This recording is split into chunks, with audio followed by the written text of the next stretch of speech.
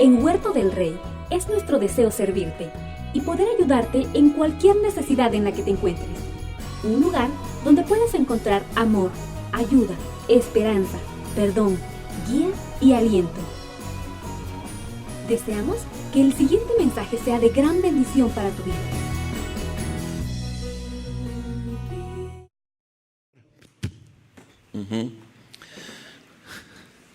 Esa serie le vamos a llamar De la mano de Lucas, porque Lucas es el escritor del libro de los Hechos.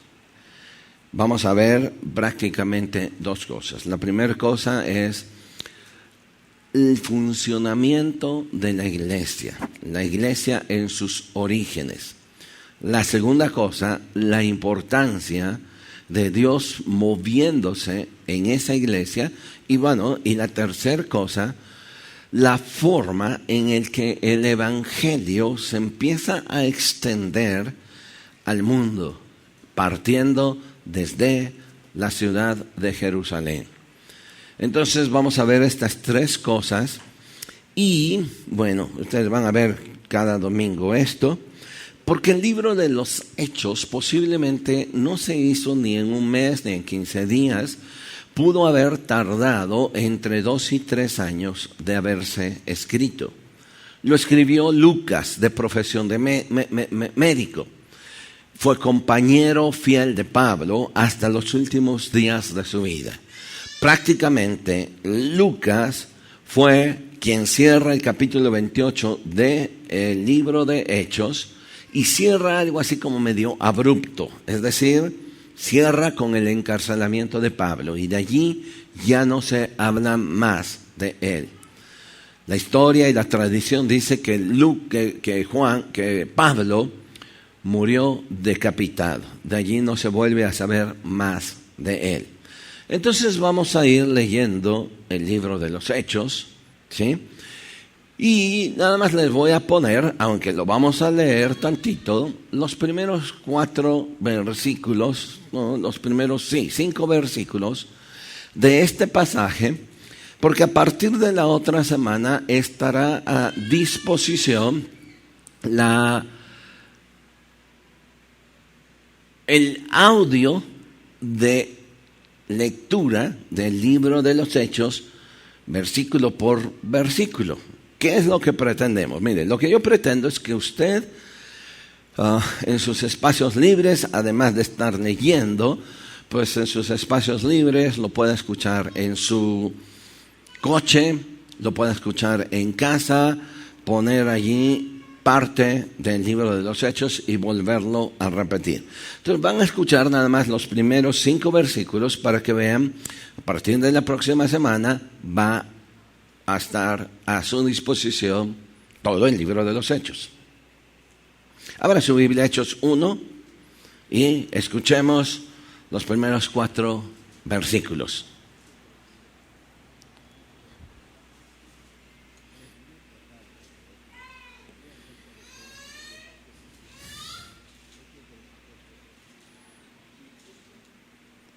Empieza siempre con sonidos del silencio y ya después. Capítulo 1.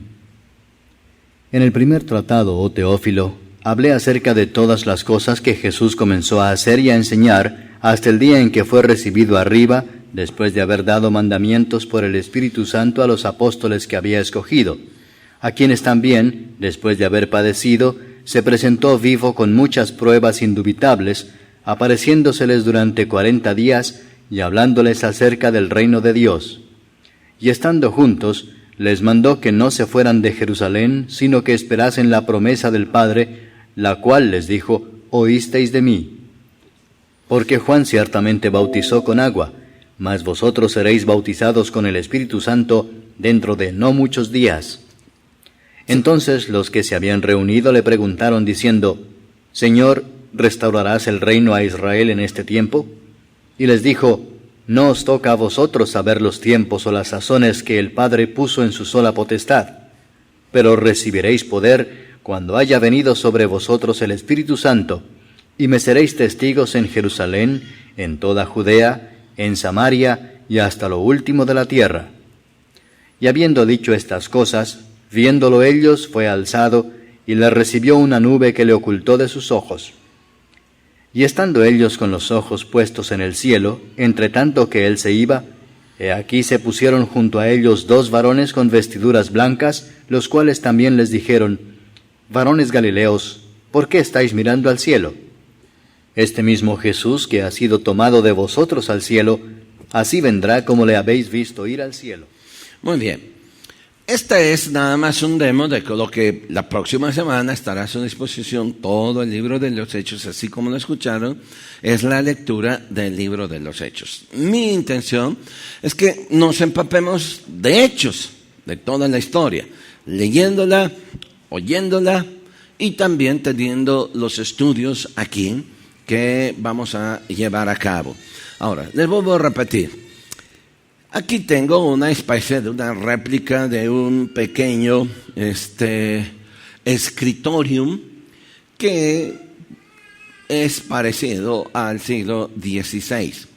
Sin embargo, en los tiempos en el que se escribió la Biblia, no tenían este escritorio, es decir, no había un lugar muy específico para escribir. Ni Pablo, ni Marcos, ni Lucas, ni Pedro, ni Santiago tuvieron el privilegio de tener algo así como para poder sentarse, de tener a su lado algo así como un depósito para poner la tinta y después con una especie de cañita ir escribiendo sobre el pergamino. Este es un pergamino moderno. En realidad, pues no es de papel, aunque pueden tocarlo y pareciera ser de papel, pero no. Ya es la piel raspada del animal. En aquellos tiempos era muy difícil y muy caro conseguir una porción de pergamino. De tal manera que la inversión que pudo haber hecho Lucas, se dice que posiblemente la hizo con un patrocinador siendo Teófilo, que era un general o una persona de un rango muy grande en el Imperio Romano, que invirtió para que se escribiera tanto el Evangelio de Lucas como el libro de los Hechos. En la actualidad alguien hizo, por la cantidad de escritura, hicieron un aproximado de cuánto pudo haber costado la manufactura de ese primer texto, el primer texto que haya escrito, en este caso del que estamos hablando, Lucas, que tiene que ver con el libro de los Hechos, y se dice que posiblemente nada más Hechos pudo haber costado, por el costo del pergamino, $6,000. Es decir, que si lo transportamos a nuestro tiempo, nos daríamos cuenta que el costo sería de un aproximado, si cerramos así en números cerrados, 20 pesos el dólar, pues pudo haber costado la manufactura de ese pergamino de Hechos en unos 120,000 pesos. Ahora, Lucas no tuvo esa oportunidad y quizás sí la tuvo los últimos días. Pero regularmente Lucas va escribiendo el libro de los Hechos como si fuera una especie de memoria. Vamos nosotros a identificar en algunos casos donde él relata en primera persona, relata lo que está pasando. Después vamos a ver que él relata incluyéndose, donde dice que subimos, zarpamos, hicimos, etcétera. Y en otras ocasiones Pablo fue, hicieron esto, hicieron aquello. Entonces el libro de los Hechos se fue construyendo. Quizás los últimos capítulos los escribió, sí, Lucas en una casa donde a lo mejor pudo haber tenido ciertas comodidades. Y me refiero a ciertas comodidades porque por lo menos ya tenía un asiento, por lo menos ya tenía en donde escribir. Pero aunque tenía un asiento, pues no había un respaldo, no era una sillita común en donde de repente si se cansaba pues se echaba para atrás. Era muy incómodo trabajar en esto. Los copistas en el siglo XVI tardaban años en copiar un manuscrito a otro y ¿Por qué? Porque finalmente eran muy exhaustivos con la escritura. Escribir no era nada fácil, no se permitían equivocaciones. Les explicaba del costo porque solo se podía escribir en una parte nada más. No se escribía como nosotros hoy en día, que de repente para no echar a perder, escribimos, doblamos. Solo se escribía en una parte. Algunos manuscritos sí fueron escritos en ambas partes. Esos manuscritos son muy escasos. A esos manuscritos se le conocen como manuscritos opistógrafos. Ahora, debido a la escasez y al costo, había otro detalle. Cuando escribían y de repente necesitaban escribir otra cosa, ellos tomaban una decisión de hacer que se borrara lo que habían escrito. Así que, como con una especie de lijita, borraban lo escrito y volvían a escribir. Esos manuscritos son muy escasos. Nada más les comento un detalle. Hace un par de años descubrieron un manuscrito en un monasterio, creo que en Sinaí, en un monasterio en el Sinaí, descubrieron un manuscrito. Y empezándolo a ver de qué se trataba, tenía que ver con alguna información de algún filósofo griego. Y era antiguo, como del era una información que no era literal, solo copiaba o decía de algo que pasó en el tiempo griego. Entonces, empezándole a hacer un estudio, descubrieron a través de rayos X que detrás de esa escritura había otra, que es decir, ese manuscrito había sido raspado. Empezaron a hacer los estudios más minuciosos y se dieron cuenta que ese manuscrito podría datar del año 80 después de Cristo. Los arqueólogos tomaron la decisión de borrar el manuscrito que estaba encima porque lo que estaba detrás era mucho más valioso por la antigüedad sin saber de qué se trataba. Una vez que hicieron ese borrado de ese manuscrito, descubrieron que lo que estaba escrito originalmente era una porción o la mayor porción que se haya encontrado del Evangelio de Marcos, que databa más o menos del año 80 después de Cristo. Y es uno de los documentos pues que fue muy preciado. Muy bien, nada más, eso es a manera de alguna información. Escuchamos Hechos capítulo 1 del versículo 1 al 11. Ahora vamos a leerlo juntos, por favor. Así como están sentados, lo que yo quiero leer con usted básicamente son los primeros 5 versículos. Leo el primero y ustedes me ayudan leyendo el 2, luego el 3 yo, el 4 ustedes y juntos leemos el 5. En el primer tratado, oh Teófilo, hablé acerca de todas las cosas que Jesús comenzó a hacer y a enseñar. Hasta el día en que fue recibido arriba, después de haber dado mandamientos por el Espíritu Santo a los apóstoles que le había escogido. A quienes también, después de haber padecido, se presentó vivo con muchas pruebas indubitables, apareciéndoseles durante 40 días y hablándoles acerca del reino de Dios.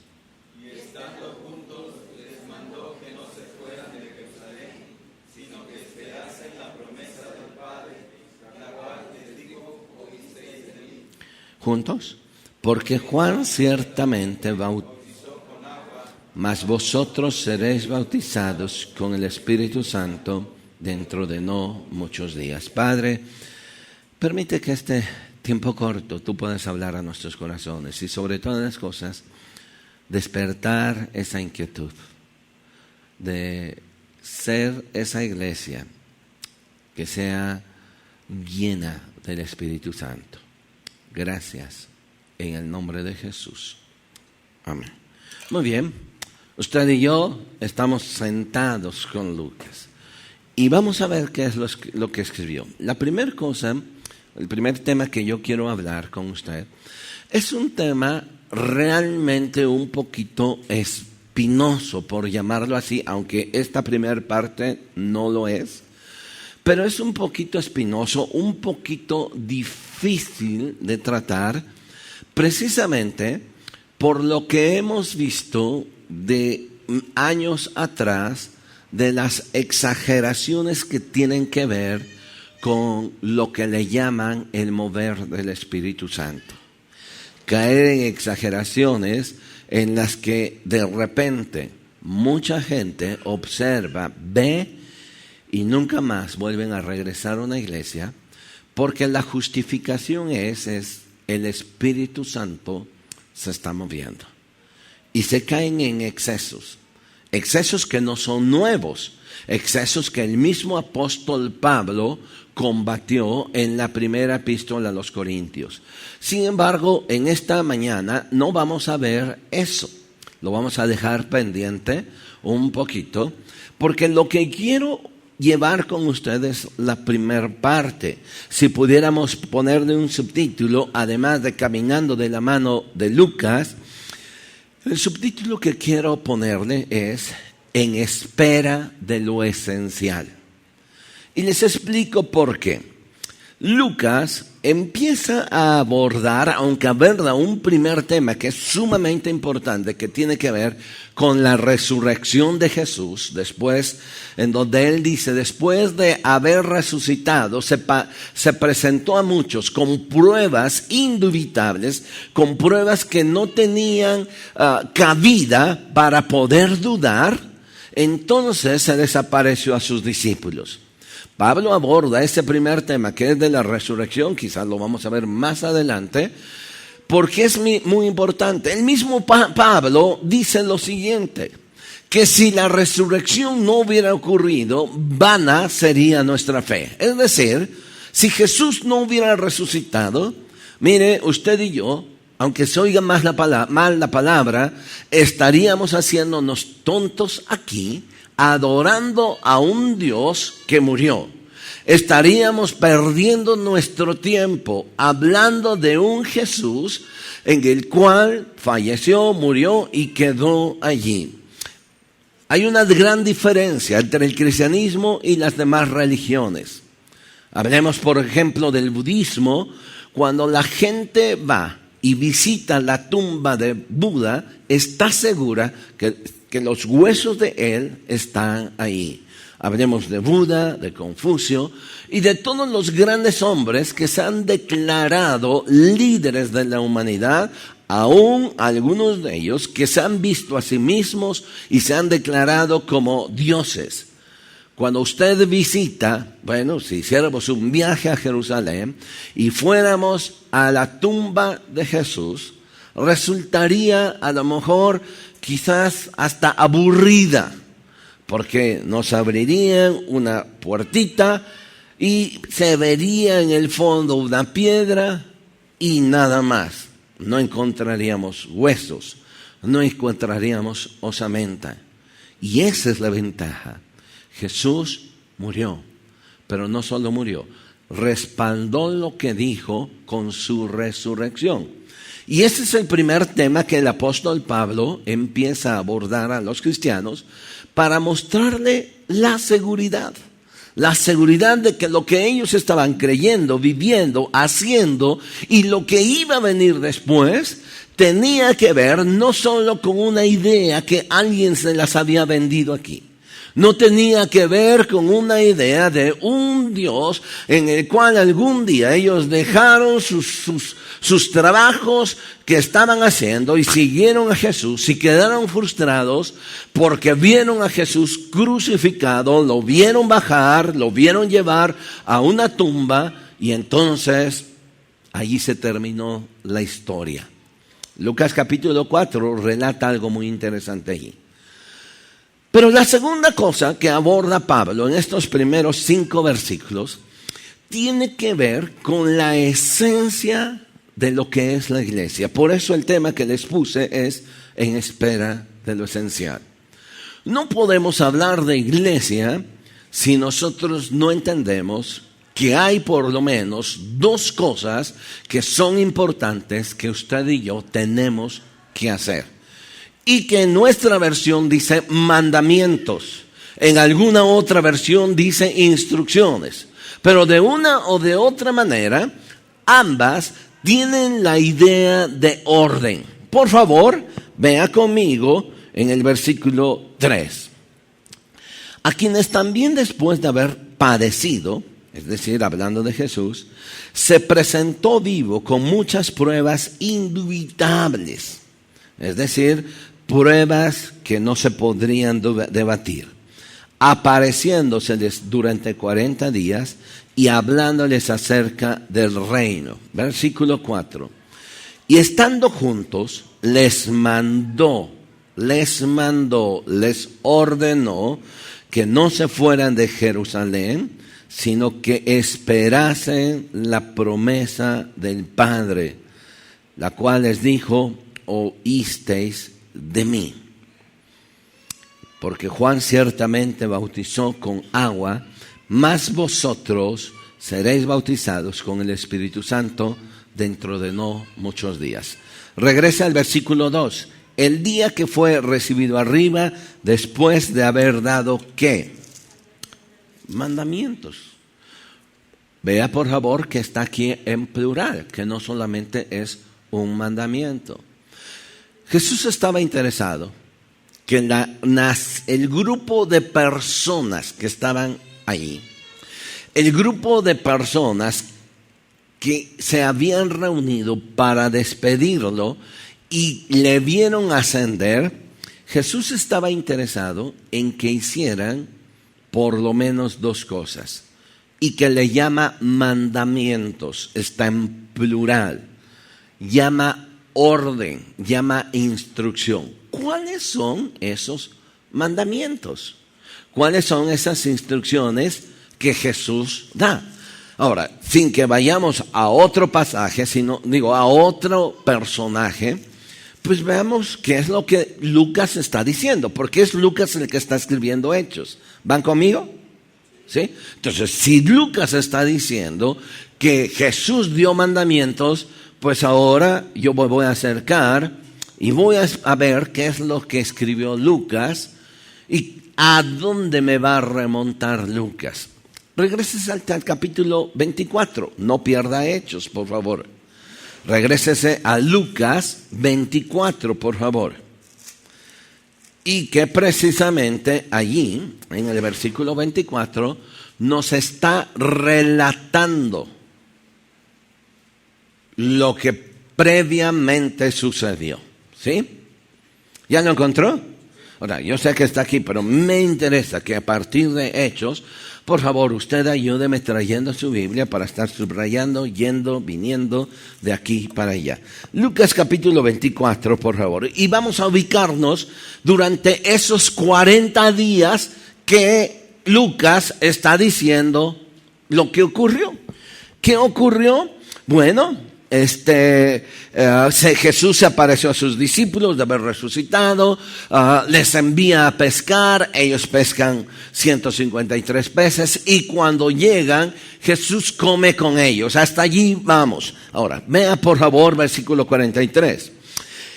Y él, hablando de Jesús, Lucas 24, 43, y él tomó y comió delante de ellos y les dijo: estas son las palabras que os hablé, estando aún con vosotros, que era necesario que se cumpliese todo lo que está escrito de mí en la ley de Moisés, en los profetas y en los salmos. Entonces les abrió el entendimiento para que comprendiesen las escrituras.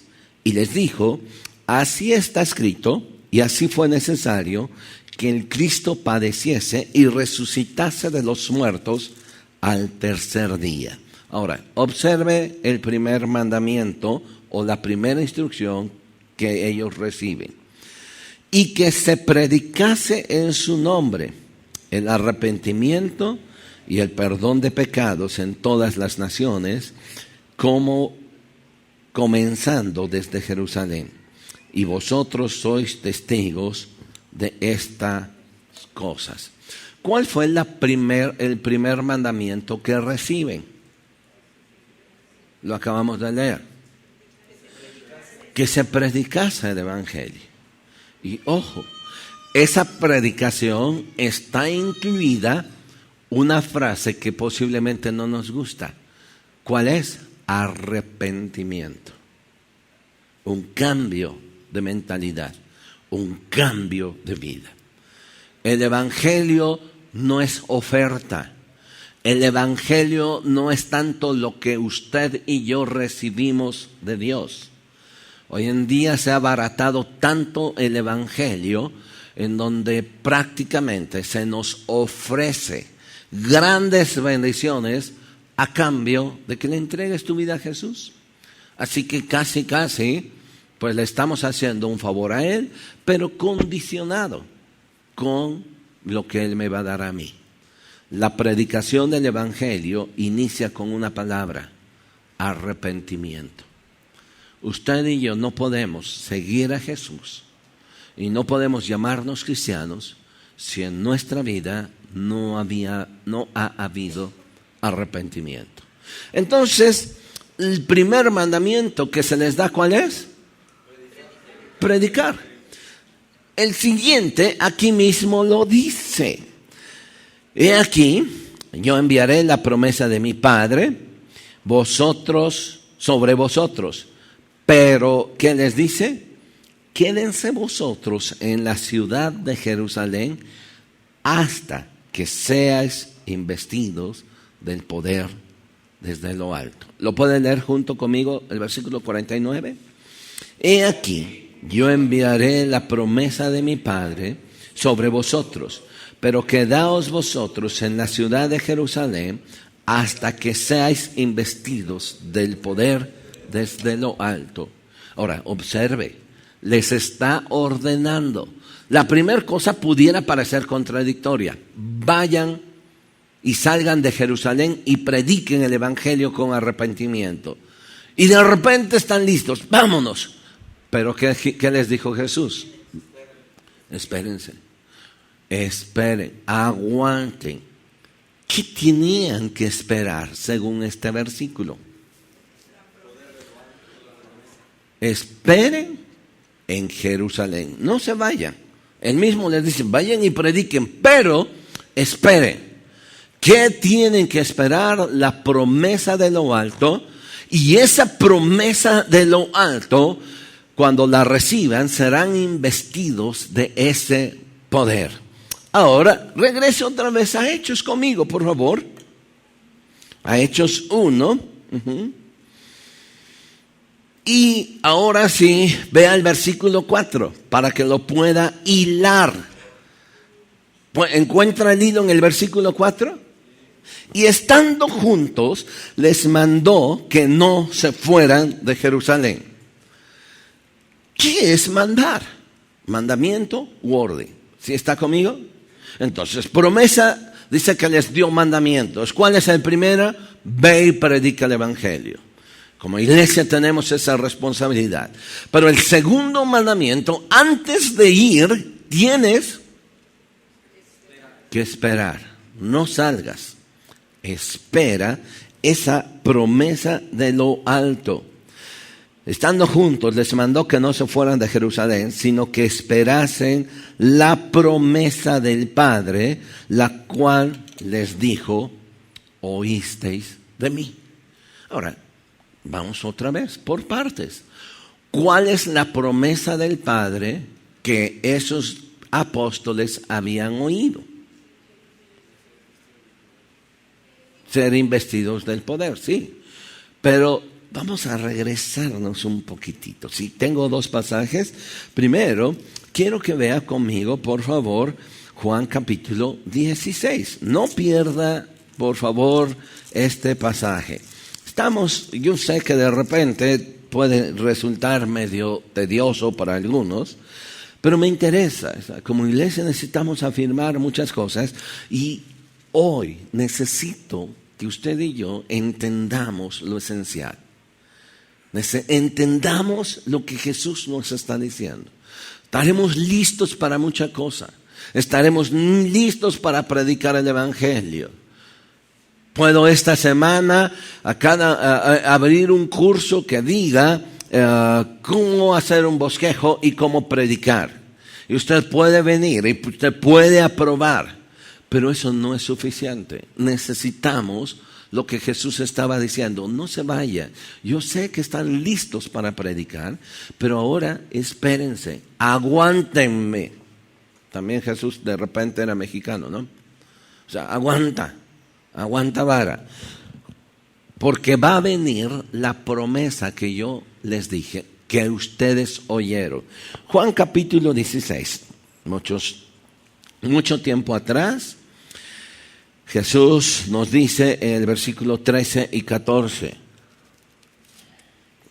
12. Pero tengo muchas cosas que deciros. Está hablando a sus discípulos. Dice, tengo muchas cosas que decirles, pero ahora no las podéis sobrellevar. Les cae de peso. Pero cuando venga el Espíritu de verdad, Él os guiará a toda verdad, porque no hablará por su propia cuenta, sino que hablará todo lo que oyere y os hará saber las cosas que habrán de venir. Él me glorificará porque tomará de lo mío y os lo hará saber. ¿Qué está diciendo Jesús? ¿Qué tenía que venir? El Espíritu Santo. Capítulo 14, por favor, regrésese. Capítulo 14, versículo 16. Jesús está hablando con sus discípulos, les está diciendo, voy a morir, voy a ascender, y como que ellos estaban tristes. Y entonces Jesús les dice, yo rogaré al Padre y os dará ¿qué? Otro consolador para que esté con vosotros para siempre. El Espíritu de verdad, el cual el mundo no puede recibir porque no le ve ni le conoce. Pero vosotros le conocéis, y subraye esta parte, porque ¿qué? Y vosotros le conocéis, versículo 17, pero vosotros le conocéis, ¿por qué? Porque mora con vosotros. Ahora, le pido por favor que me ponga atención aquí. El Espíritu Santo, dice Jesús, está morando con ustedes. La pregunta es, si está morando con ustedes, ¿por qué entonces Jesús les dice que va a venir el Consolador? ¿O mora o va a venir? ¿Me siguen? Si está con él, con ellos, pues ¿para qué va a venir? No se me desespere. Sáltense por favor el versículo 26. Mas el Consolador, el Espíritu Santo, a quien el Padre enviará en mi nombre, Él os enseñará todas las cosas y os recordará todo lo que os he dicho. Hasta ahí. Ahora, rápido. Jesús está hablando del Consolador. El Consolador es el Espíritu Santo. La palabra Consolador es traducida de una palabra griega que se oye así, parácletos. Y se puede traducir como abogado o también se puede traducir como el que está junto a para defender. Y Jesús está diciendo que este parácletos me recordará todas las cosas, me capacitará para poder recordar lo que en ese momento no soy capaz de recibir. Así que el Parácletos es el Consolador. Y el Consolador es el Espíritu Santo. Regrese, no pierda por favor de idea lo que estoy diciendo. Jesús les está diciendo entre la multitud y le está diciendo, y van el Espíritu Espíritu Santo, ¿dónde está? Mora en ti, ¿va? Pero después le dice, pero aguanta, porque ese Espíritu Santo que mora en ti va a venir. Entonces, quiero que vayamos desmenuzando, que no vamos a terminar hoy, que entonces está hablando de una experiencia diferente. En el momento en que usted y yo recibimos a Jesús como Señor y Salvador, en ese momento nosotros recibimos el Espíritu Santo. Empieza a morar en nosotros, porque desde allí dice 1 Corintios que usted y yo somos templo de ¿quién? Entonces, yo soy templo del Espíritu Santo, usted es templo del Espíritu Santo. El Espíritu Santo está morando en su vida. Pero cuando Jesús les dice a estos hombres en Hechos que no se vayan de Jerusalén, sino que esperen la promesa del Padre, lo que les está diciendo es que esperen algo diferente. Ustedes recibieron y ya tienen el Espíritu Santo, pero ustedes tienen algo que esperar. ¿Qué es lo que tenían que esperar? La promesa del Padre. ¿Cuál es esa promesa del Padre? El regalo, el Espíritu Santo. El don más grande después de la salvación que usted y yo recibimos es el don o el regalo del Espíritu Santo. Ahora, ¿qué hace ese Espíritu Santo? O si yo tengo el Espíritu Santo, pero me está diciendo que va a venir el Espíritu Santo sobre mi vida, entonces, ¿cómo se llama a eso que va a venir el Espíritu Santo sobre mi vida? Porque yo lo tengo. ¿Sí me van siguiendo? ¿Cómo se llama? Va a venir, pero ya lo tengo. Sí, pero va a venir. Jesús mismo nos responde. Regrese a Hechos, por favor, versículo 5. Está hablando, por favor, miren, el contexto está hablando del Espíritu Santo. Entonces, aquí se aplica la misma idea. Si estoy hablando de manzanas, sigo hablando de manzanas. Si estoy hablando de naranjas, sigo hablando de naranjas. No puedo hablar de manzanas y de repente, pues ahora son piñas. No, la regla es esta. Sigue la misma idea. El Espíritu Santo va a venir. ¿Cómo se le llama? Jesús mismo lo dice en el versículo 5. Porque Juan ciertamente bautizó con agua. Allí aparece ya una palabrita que es bautizar. Y dice, Juan les bautizó con agua. Mas vosotros seréis, ¿qué? Bautizados con el Espíritu Santo dentro de no muchos días. Entonces, venga conmigo. Yo tengo el Espíritu Santo. Nadie puede llamar a Jesús Señor si no es por el Espíritu. Busquen por favor 1 Corintios 12:13. No se los había dicho, ¿eh? Creí que se los había dicho, pero no. Bueno. 1 Corintios 12:13, por favor.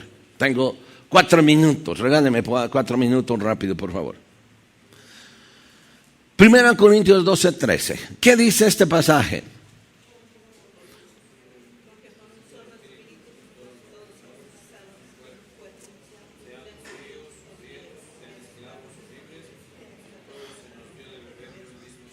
Ok, perdón. Regreses al versículo 3, perdón. Es el versículo 3 el que decía.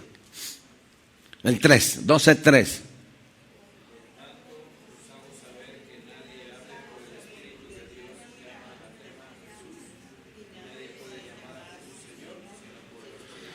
Muy bien. Lo que está diciendo Pablo es lo siguiente. Escuche, dice.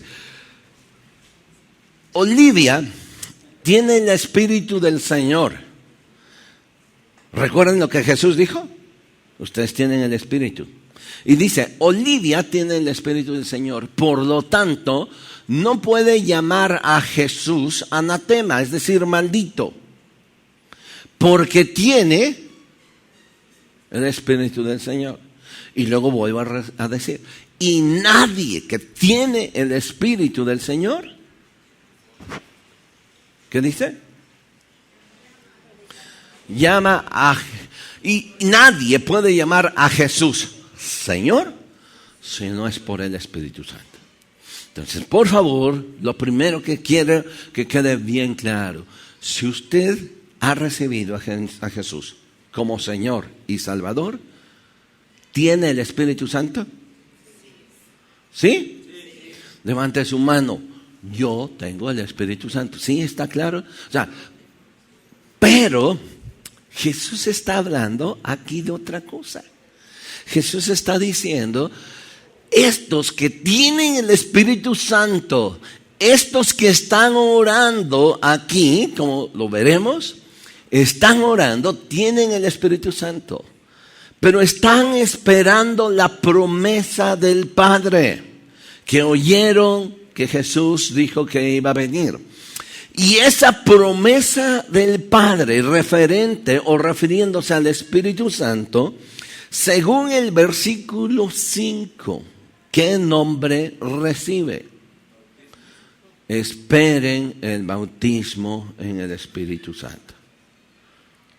Allí es que quiero que por favor vayan, no se pierdan por favor amiguitos la lección siguiente.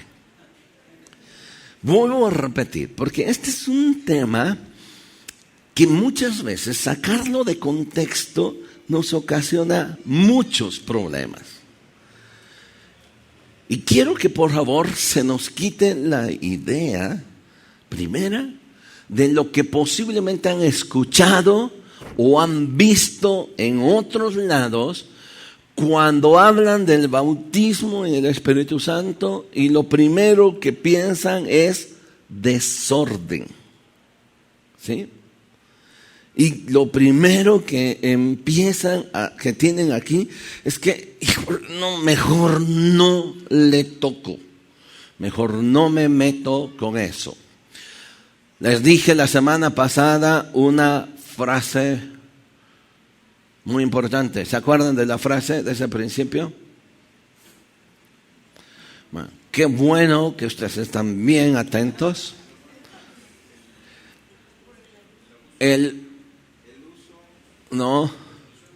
La solución del abuso no es el desuso, sino el buen uso. Aplíquenlo en todas las áreas, por favor, no solo en la bíblica. La solución del abuso no es el desuso. No, ya no lo toco, no. Sino que el buen uso. Entonces aquí es, especialmente cuando tocamos esta palabrita, aquí es donde empezamos, perdonen la palabra, que ustedes mismos me van a entender, es cuando empezamos a parir cuates. No puede ser. Pero Jesús lo dijo. Y de aquí partiré quizás 2 sesiones para dar una explicación bien exhaustiva, dar una explicación que no se tome a la ligera. ¿Sí están conmigo? ¿Sí van a seguir viniendo? Ahora, ese bautismo en el Espíritu Santo, ¿qué es?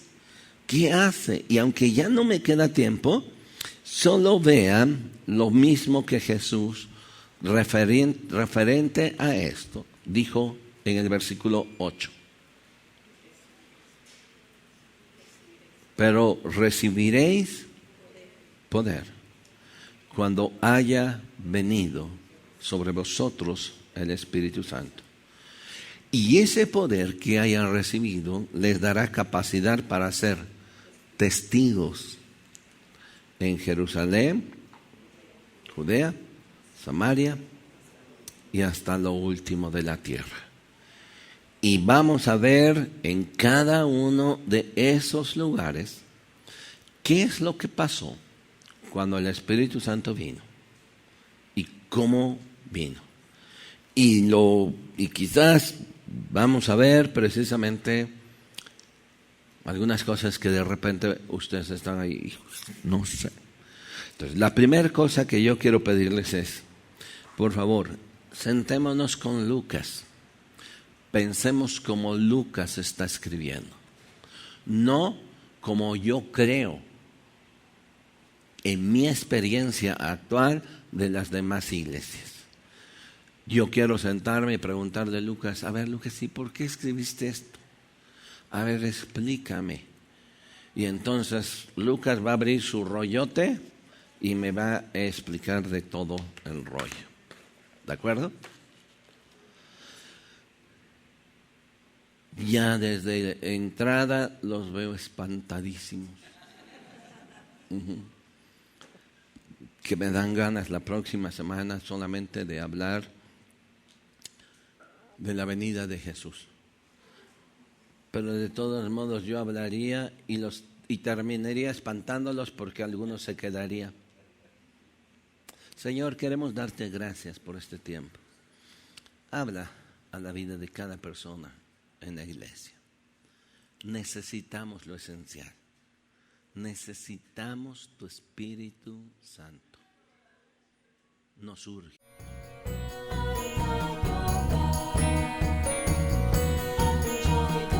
Nos encontramos en 4 Poniente número 144, Colonia Centro, aquí en Tehuacán, Puebla. Escríbenos a huertodelrey@prodigy.net.mx. Síguenos en Facebook como Huerto del Rey AC Oficial. Teléfonos 238-38, 214-16.